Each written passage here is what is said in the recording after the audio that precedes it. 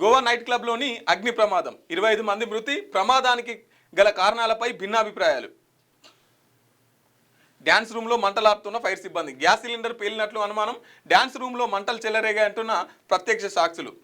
తాటాకుల కారణంగా వేగంగా మంటల వ్యాప్తి బయటకెళ్లేందుకు ప్రయత్నించిన ప్రేక్షకులు ఇరుకైన ఎంట్రీ ఎగ్జిట్తో గందరగోళం చనిపోయిన వాళ్ళలో 14 మంది క్లబ్ సిబ్బంది సంతాపం ప్రకటించిన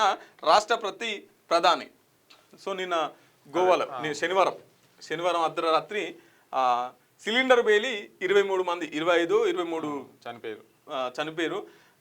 ప్రధానమంత్రి చనిపోయిన వాళ్ళకి 2 లక్షలు క్షతగాత్రులకి 50,000 ప్రకటించిండు అయితే దీంట్లో ఎందుకు ఇది సంఘటన జరిగిందంటే ఇలా ఫైర్ సేఫ్టీ లేదు ఫైర్ సేఫ్టీ ఉంటే ఇంతమంది చనిపోయే అవకాశం లేదు ఈ సిబ్బంది స్టాఫ్ వాళ్ళే 14 మంది చనిపోయారట ఫైర్ సేఫ్టీ లేకుండా మరి ఎట్లా వీళ్ళు ఇది క్లబ్ అండ్ రెస్టారెంట్